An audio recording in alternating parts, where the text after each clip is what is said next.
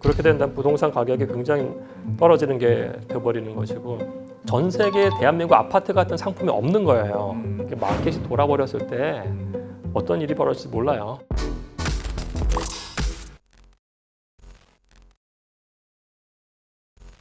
자, 그러면 교수님이 이미 뭐 시장 전망과 자세한 얘기를 이미 다 해주셨는데 그래도 한 가지 이슈 좀 네. 한번 여쭤보도록 하겠습니다. 2024 부동산 빅 이슈 중에 PF 대출 위험성에 대해서 한번 좀 여쭤보고 싶어요. 예, 그러니까 예를 들어서 그거죠. 우리 2022년은 사람들이 부동산 폭락한 해라고 기억을 하잖아요, 그죠? 네. 그 부동산이 폭락했다는 건 뭐냐면은 건물 가격도 떨어지고 토지 가격도 떨어져야 되는 거예요, 사실, 그죠? 근데 이제 우리가 아파트 가격 많이 떨어진 건 다 이해해요. 서울시 뭐 25%, 30% 다 떨어졌으니까. 근데 강남에는 건물 가격 떨어졌냐고요. 토지 가격이 안 떨어진 거예요. 그죠? 디벨로퍼들도 원래 리스크한 비즈니스를 하는 사람들이에요. 근데 디벨로퍼 중에서도 2020년과 2021년에 야 우리 2022년 이상하니까 약간 좀 스탑하고 가자. 현금을 쟁여놓은 데들이 있어요, 사실은. 거기서의 목적은 뭐였냐면은 이거 분명 NPL 터진다. 부실채권 터지고 부동산 가격 나올 거니까 그때 잡자였어요. 근데 정부가 이렇게 계속 유지를 시켜주니까 이들이 못 들어간 거예요, 사실은. 가격이 내려가야 들어가는 건데. 그리고 온 PF 들어갔던 것들은 괜찮았어요. 그죠? 지금 브릿지 론이라고 2, 3개월, 6개월짜리가 지금 터졌어야 되는 건데 안 터진 건데 지금 이거 3개월짜리 지금 몇 년을 연장시켜 주는 거냐고요. 터트려야 되는데. 그러니까 이게 안 터지니까 거래가 안 되는 거예요. 거래가 안 되면 건물주 입장에서는 가격은 똑같은 거예요. 그러니까 안 내리는 거예요, 사실은. 이게 문제예요. 제가 봤을 때는. 예. 그 브릿지로는 이미 자본 잠식 상태에 들어간 게 상당 수준 많을 거라고 좀 저는 개인적으로 좀 생각을 하고 있거든요. 근데 약간 우려를 하는 건 이제 6월에 우리 결국 PF 대출 부실로 인해서 새마을금고가 일시적인 뱅크런이 있었는데 일주일 만에 그래도 수습을 했는데 저는 이 PF 대출을 터뜨렸다가 이제 나중에 나타날 이제 후폭풍이 정말 좀 무섭지 않을까. 전 그 부분을 약간 좀 우려하고 있거든요. 지금 PF가 부실화된 곳들에 보면은 서울보다는 지방이고요. 아파트보다는 오피스텔이에요. 그죠? 이게 만약에 뭐 2, 3년 또는 1년 후에 뭐 시장이 반등해서 괜찮다 그러면 괜찮은데 저는 서울은 앞으로 괜찮을 거라고 봐요. 예? 근데 오피스텔은 터트려야 되는 게 맞고요. 근데 지방은 서울이 가격이 반등한다고 지방도 반등할 거 저는 그렇게 안 봐요. 별도의 시장이기 때문에. 그러면은 얘네들은 언젠간 터진다는 얘기예요, 사실은. 지금 PF 1년 뒤에 갚게 해. 그러면서 이자도 후치시켜 버렸어요. 그죠? 그쵸. 그게 웃긴 거잖아요. 대출을 일으켜가지고 1년 뒤에 갚게 하면은 보통 두 가지를 하는데 하나는 신용 보강해서 담보 더 갖고 왔는데 그것도 얘기 안 했어요. 그죠? 다달이 갚는 것도 아니고 1년 후예요. 그건 1,000억짜리 PF라고 보자고요. 그럼 디벨로퍼 입장에서는 1년 후에 100억을 더 갚아야 돼요. 근데 마켓이 좋아가지고 분양이 내년 6월 달에 된다. 그럼 될 수도 있습니다. 제가 봤을 때는 거의 안 될 거예요. 그럼 100억을 누가 갚냐고요. 못 갚아요. 그럼 그게 다시 은행권 부실로 들어가는 거예요. 그때 신용격색이 또 일어날 거예요. 이건 어차피 일어날 거기 때문에 터트려야 돼요. 결국 그게 이제 기점이 되는 게 내년이다 이렇게 보시는 거죠. 일단 연장과 관련된 부분이 좀 있으니까. 그렇죠. 왜냐하면 창고지도 들어가서 금융권 사람 얘기 들으면 내년 6월이라고 다 얘기하고 있으니까. 네. 그럼 결국에는 PF 대출도 결국에는 아파트 물량 부족으로도 연결될 수밖에 없을 것 같아요. 일단 뭐 착공을 못 하니까. 이런 부분들이 결국에는 서울만 좀 국한된 분석이다라고 보면 될까요? 그러니까 지금 제가 광역시권으로 봤을 때요. 뭐 대구는 뭐 지금도 공급 과다고 인천도 공급 과다예요. 제가 보니까. 그러니까 거기는 이미 공급량이 있기 때문에 별 문제가 없으나 서울 같은 경우에 공급이 부족한 거는 그건 팩트고요. 그걸 우리가 부정할 수는 없을 것 같아요. 그래서 거기에 대해서 정책 당국자들이 좀 뭔가 액션을 빨리 취해야 될 것 같아요. 예. 그럼 일단 아파트 뭐 물량이다라고 하면 뭐 단기간에 좀 가능한 건 3기 신도시 물량이 좀 있을 것 같아요. 3기 신도시 물량이 어떻게 부동산 시장을 좀 조정할 수 있을 만한 뭐 이런 물량이 좀 될까요? 아니, 물량 자체는 뭐 많다고 하지만 사실은 중요한 건 로케이션이기 때문에 그러니까 1기 신도시가 특히 분당의 강남 집값 잡았죠. 90년부터 해가지고 96년까지 가격 강남 그냥 떨어졌으니까.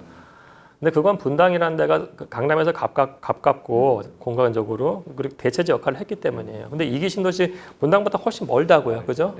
그 동탄은 어떤 집값을 잡았냐면은 동탄이 속한 도시의 구도심 가격을 잡아버렸어요. 그죠? 근데 3기 신도시도 마찬가지일 거예요. 근데 3기 신도시 중에서 이제 위치가 괜찮은 데들은 그 주변에 영향을 미치겠습니다만은 그게 좀 굉장히 한정적일 가능성이 커요. 왜냐면은 좀 먼데 있는 데들이 많잖아요, 사실은. 예. 그래서 지금 공급 측면에서는 SH가 좀 역할을 좀 해야 된다고 봐요.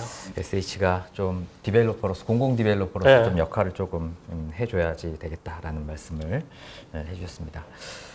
그럼 이번에는 아까도 서두에 말씀해 주셨다시피 시장의 향방을 알려줄 황금 지표 이제 뭐 10년물 국고채 금리를 말씀을 해주셨어요.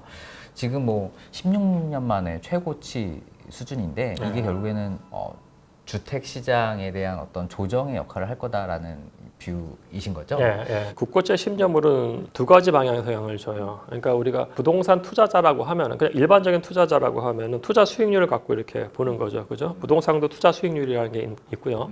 그럼 부동산의 투자 수익률이라는 거는 무위험 자산 투자 수익률보다 높아야 돼요. 그죠? 근데 대표적인 무위험 자산 투자 수익률이 국고채 10년물이에요. 대한민국을 안 망하기 때문에 대한민국 투자했는데 지금 4.2% 받으면 굉장히 높은 거잖아요. 그죠? 채권이. 그러면 부동산 수익률도 얘보다 높아야 되는 거죠. 그죠? 그럼 부동산 투자 수익률이라는 게 3%였던 게 5% 간다고 하면은 10억 원짜리 아파트에서 1년치 이자, 1년치 월세죠. 3천만 원 나오면 부동산 투자 수익률은 3%가 되는 거죠.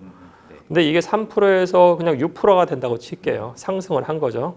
그러면 사실은 이 분자는 그 움직이지 않아요. 왜냐하면 분자는 임대료. 왜냐하면 이거는 그 우리 전세 또는 월세 계약으로 묶여 있기 때문에 그 즉각적으로 반응하는 건 분모예요. 자산 가격. 그 자산 가격이죠. 그럼 얘가 6%가 된다고 하면은 사실은 절반이 떨어지는 거가 되는 거예요. 사실은요. 그렇게 된다면 부동산 가격이 굉장히 떨어지는 게 돼버리는 것이고 그 이펙트가 하나가 있고요. 두 번째는 사실은 이 국고채 10년물이라는 게 기본적으로 주담대랑 같이 가요. 우리나라는. 그래서 국고채 금리가 올라간다는 얘기는 뭐냐면 주담대 금리가 올라가는 거기 때문에 수요를 잡을 수밖에 없어요. 그 양쪽 다 봤을 때 수요를 잡는 효과로 가요. 국고채 금리는. 네. 그래서 결국에는 금리가 특히 아파트 가격에는 좀 지대한 영향을 미친다. 이렇게 이해를 하면 좀 되겠죠. 네, 맞습니다. 네. 또 이 빌라 포비아 나비 효과라는 걸 또 안 여쭤볼 수가 없을 것 같아요. 지금 뭐 너무 전세 사기도 있고 그래서 지금 뭐 아파트 가격도 문제지만 하위 대치제로 불리우는 지금 빌라 가격은 정말 더 많이 주춤한 상황인 것 같거든요. 이 부분은 좀 앞으로의 부동산 시장에 어떤 영향을 미칠까요? 그러니까 사실은 이제 아까 말씀드린 토지 가격이 안 떨어졌다는 게 여전히 문제예요. 문제고 빌라건 아파트건 우선은 우리가 부동산 개발한다고 했을 때 처음에 들어가는 게 토지 가격이 중요하고요, 그죠? 그 다음에 시공비가 중요하고 매월 납부하는 그 이자가 중요한 거잖아요. 그죠? 시공비 다 내는 게 아니고 토지 살 때도 사실은 파이낸싱 일으키고 사는 거니까. 근데 시공비 벌써 30-40% 올랐어요. 인플레이션 때문에. 그리고 이제 금융 비용도 PF 4%라는 게 지금 10%예요. 2배 됐어요. 예? 그럼 이게 지나치게 올라갔기 때문에 할 수 있는 방법은 뭐냐면 토지 가격이 확 떨어졌어야 돼. 떨어지지 않은 거라고요. 토지 가격도 비싸. 시공비도 비싸. 금리도 올랐어. 그럼 누가 지냐고요, 사실은. 아무도 안 지는 거예요. 근데 더 심각한 부분은 뭐냐면 빌라 같은 경우에는 사실은 빌라를 사서 매매로 가는 디벨로퍼는 거의 없잖아요. 빌라는 대부분 월세 받으려고 하거나 아니면 전세로 하는 건데 근데 사실 빌라 포비아 때문에 빌라로 들어오는 수요가 지금 막힌 상태예요. 그럼 제가 디벨로퍼여도 토지 가격 비싸, 시공비 비싸, PF 비싼데 수요도 없어? 그럼 망하는 거죠. 아무도 안 짓는 게 되는 거예요, 사실은. 그게 올해 인허가 물량에 그냥 나타난 거예요. 예. 이런 현상이 앞으로도 또 지속이 될 수밖에 없다. 왜냐하면 또 PF가 결국에는 해결되진 않았으니까 이렇게 보면 그렇죠. 왜냐하면 토지 가격이 안 떨어졌으니까 지금 상태에서는 수익률이 안 나와요. 못 져요. 예. 네. 토지 가격은 좀 뭐 지수를 보니까 아파트 가격 지수보다 더 안정적으로 올라가고 있더라고요. 그래서 지금 뭐 우리나라 국민들이 아파트를 많이 선호하잖아요. 그럼 빌라보다 아파트, 뭐 입지 좋은 신축 아파트를 좀 계속 많이 선호를 하고 있고 주거 비중도 계속 높아져 가고 있는데 앞으로 교수님 보시기에 빌라와 아파트 이 비중을 좀 어떻게 가져가는 게 좀 좋을까요? 근데 이제 이게 두 가지인데요. 사람들이 이제 소득이 올라가면서 아파트에 대한 선호가 많아진 거는 팩트니까 거기에 맞춰서 이제 디벨로퍼들이 수요자를 위한 시장을 진다고 해서 그건 어쩔 수 없는 거고요. 다만 이제 문제가 되는 거는 정부 정책 당국자가 중산층과 서민을 위한 주거를 어떻게 확보를 해서 공급을 할 것인가의 문제인데 빌라에 살고 싶어서 산다고 보지는 않아요. 만약에 소득이 있다고도 한 빌라보다는 아파트를 가고 싶겠죠. 근데 어쩔 수 없이 빌라에 사는 분들이 계신 거라고요. 서민분들. 그럼 그분들을 위한 공급이 존재하느냐고 봤을 때 그게 아닌 거예요. 그러니까 서울 같은 경우에 사실 경기도는 70%가 아파트고 30%가 비아파트예요. 근데 서울은 50%가 아파트고 50%가 비아파트예요. 빌라라고요. 그럼 어마어마하게 많은 빌라에 사는 분들이 계신 거예요. 그럼 이분들을 위한 공급이 안 나고 있다는 건 사실 굉장히 큰 문제고 그게 어떻게 보면은 서울이라는 도시 안에서의 상대적인 그 경제적 약자들인 것이고 그러면 이 부분에 대해서 공공 쪽에서 저는 빨리 좀 신경을 써야 된다고 생각을 해요. 토지 가격이 올라간다는 얘기는 빌라 가격도 올라간다는 얘기예요, 사실은요. 그러니까 본질 가치는 올라가는데 지금 거래가 안 돼가지고 지금 다운돼 있을 뿐이지 SH가 사실은 빌라를 많이 매입을 하잖아요, 사실은. 그죠? 그러면 지금 만약에 바게닝 파워가 있다고 하면은 매입을 해서 업그레이드 시켜가지고 살 수 있는 공간 같은 것들을 지금 공공 쪽에서 움직여줬으면 좋겠어요. 예. 네. 매입 임대주택을 조금 더 다세대 주택에 강화를 시키는 게 좀 좋을 것 같다라는 말씀이시죠? 네. 자, 그러면 일단 다시 우리 무주택자분들 혹은 1주택자분들이 결국에 내 집 마련에 대해서 많이 궁금해 하실 것 같아요.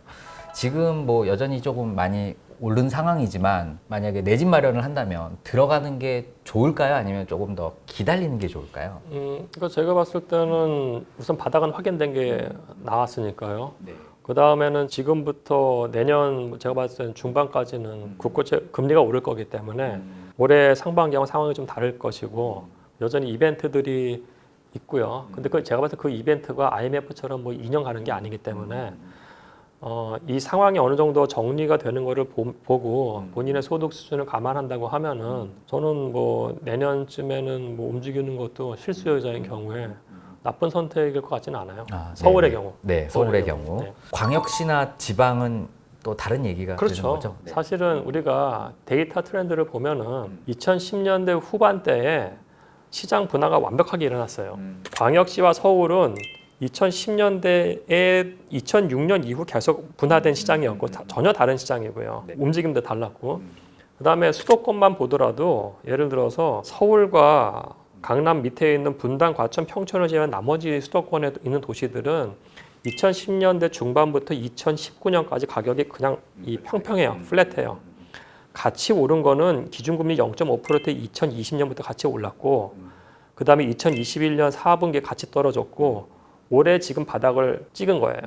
그리고 수도권 안에서도 제가 말씀드린 거기하고 일부를 제외하고 나머지는 계속 가격이 지금 그냥 플랫해요. 나머지가 좀 오른 상태이기 때문에 시장 분할은 이미 일어났어요. 일어났기 때문에 마켓에 대해서 본인들이 보고 들어가셔야 되는 거. 그렇다고 가격이 안 오른 데가 살기 안 좋은 도시란 건 아니에요. 거기도 충분히 행복하게 살 수 있는 도시이기 때문에 관점을 어디냐에 두고 보시면 될 것 같아요.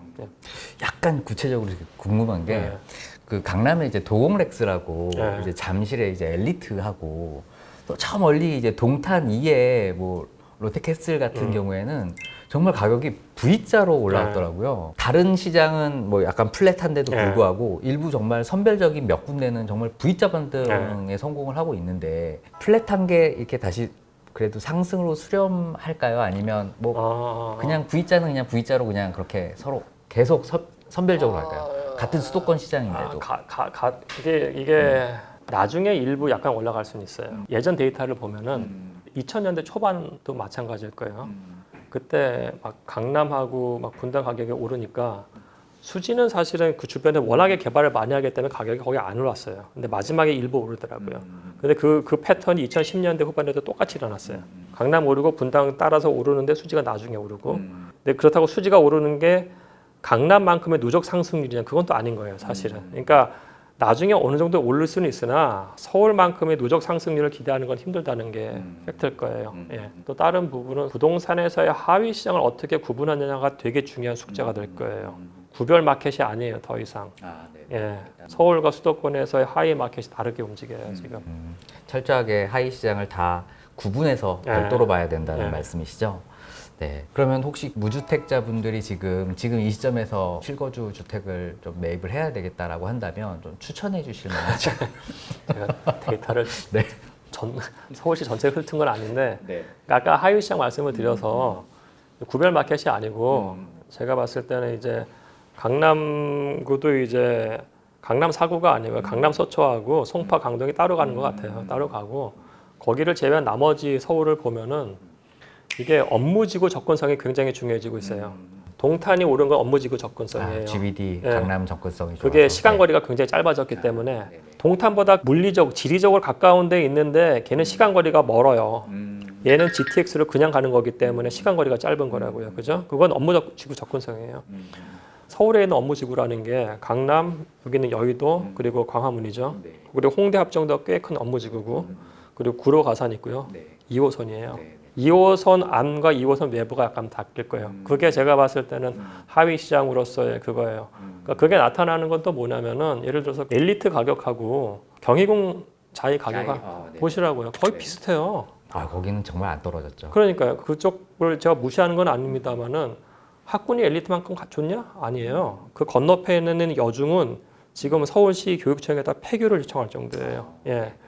그러니까 학군의 이펙트가 굉장히 떨어지고 있고 제가 봤을 때는 그렇다고 뭐 강남 학군 뭐 그게 망한다가 아닙니다. 과거에 비해 떨어진다는 얘기고. 근데 이제 업무지구 접근성이라는 게 경희궁 저희가 광화문하고 여의도 사이인 거죠. 특히 광화문 접근성. 광화문과 여의도의 중간에 있는 데가 마레프예요, 사실은. 네. 그죠? 그래서 이 업무지구 접근성이라는 게 아마 더 중요해질 것 같아요. 예. 네. 그래서 학군보다는 업무지구 접근성에 따라서 그런 아파트들은 강세를 유지할 거다 이런 그렇죠. 말씀이시죠? 그리고 네. 뭐 아이가 고등학생인 거 다 아실 테니까 서울은 이제 1차하고 2차 나눴을 때 2차는 다 지원할 수 있잖아요. 사실은. 네네. 그죠? 어디 살든지 현대고등학교 지원할 수 있고 희문고등학교 지원할 수 있고. 근데 그렇게 안 하잖아요. 그렇죠. 그죠? 네. 그렇게 안 해요. 가까운 네. 학교로 가까운 학교 네, 가요. 네, 네. 그러니까요. 네, 무주택자 분들께 업무 중심지 위주로 좀 골라라라고 말씀을 해주셨는데 조금 더 자세하게 아파트 고르는 팁 이렇게 좀 말씀해주실까요? 우선은 사람들이 대단지를 워낙에 좋아하니까요. 그리고 결국은 학군 임팩트 중에서도 초등학교 학군 임팩트가 제일 커요. 그렇죠? 그럼 초품화가 나올 수가 있겠죠. 그럼 그건 역시 마찬가지로 대단지라는 얘기예요, 사실은. 그 다음에 이제 25평짜리하고 33평이 제일 많잖아요. 그죠? 33평이 상대적으로 큰 평수고 고가주택이 더 위험 자산이에요. 그 얘기는 뭐냐면은 가격이 이게 대세 하락일 때 가격이 떨어져요. 그죠? 올라갈 때 더 많이 올라갈 수 있는데 굉장히 재밌게 33평은 2010년대 초반에 굉장히 많이 떨어졌다가 올라가는 게 잡히는데 25평은 정체였다가 올라가요. 누적 상승률 갖고. 그러니까 25평이 굉장히 안전 자산이라는 얘기예요, 사실은. 가구의 사이즈에 따라 다를 수 있겠습니다만은 뭐 지금 다 아예 하나 1인 가구가 많으니까 그러니까 강남 제외한 나머지 지역에서는 사실은 33평도 커요. 잘 안 돼요. 지금 25평의 그 투자 수요가 더 많기 때문에 수요가 많은 쪽으로 해서 고르시면 될 것 같아요. 아, 네, 아유 감사합니다. 진짜 교수님 말씀 맞는 것 같아요. 옛날에 9평이라고 하면 33평이 대세였던 것 같은데 지금 25평 쪽으로 내려가는 느낌이 좀 들더라고요. 근데 그게 또 마켓마다 달라요. 아, 네. 그러니까 강남에서는 33평이 대세인데 강남을 제외한 나머지는 25평이고 강북 지역에서 40평대가 33평대가 가격이 붙어요. 과거의 분당이랑 비슷해지고 있어요, 사실은. 예, 그러니까 이게 가구 수, 인구 구조 자체가 변화하는 게 아파트 시장에 그냥 투여되고 있어요, 지금. 예. 아, 이 평형대도 이제 좀 잘 보셔야 될 것 같다는 생각이 좀 듭니다. 그러면 잠깐 이제 우리 무주택자분들의 어떤 내 집 마련에 대해서 이제 조언을 좀 주셨다면 교수님 혹시 투자 상품으로서의 지금 아파트 매력이 있나요? 지금 시점에서? 아니 근데 사실은 전 세계 대한민국 아파트 같은 상품이 없는 거예요. 부동산 시장 분석 측면에서 봤을 때 완전히 모듈화되어 있고 구조화되어 있고 거의 동일한 상품인 거예요. 금융상품처럼. 금융상품이에요, 이게. 말도 안 돼요. 그러니까 예를 들어서 그거예요. 엘리트가 잠실, 엘스, 리센츠, 트리지움이 다 15,000세대인데 33평이 거기 몇 세대인지 아세요? 거의 대부분 아닌가요? 만 세대예요. 만 세대. 그러니까 엘리트의 33평 단일이 만 세대라는 얘기는 이게 놀라운 얘기예요, 사실은. 미니 신도시 그러니까. 상이죠. 네. 거기서 33평 분석하면 서울시 다 분석하는 거랑 다름없어요. 아니면 강남구 전체 분석하는 거랑. 그리고 이제 전세라는 제도가 있죠. 그러니까 이게 마켓이 돌아버렸을 때 어떤 일이 벌어질지 몰라요, 사실은. 예. 알겠습니다. 정말 그 아파트 단지별로 너무 차이가 나니까 정말 잘 고르는지 여부가 또 성패를 좌우할 것 같더라고요. 자, 그러면 어떤 아파트를 선택하는지, 지역을, 권역을 선택하는지가 중요한 건데 이런 어떤 투자 기회는 개개인별로 어떻게 좀 판단을 하고 어떤 지표를 좀 보면 좋을까요? 지표요. 우선은 거래량이 되게 중요한데 우선 거래량이 작년 대비 많이 오른 거기 때문에 시장의 인식은 바뀌었다는 걸 다 같이 공유를 했으면 좋겠고요. 그 다음에 시점이잖아요. 그죠? 시점과 위치일 텐데 위치는 아까 우리가 약간 공유한 거 플러스 본인들이 공부를 하셔야 되는 거.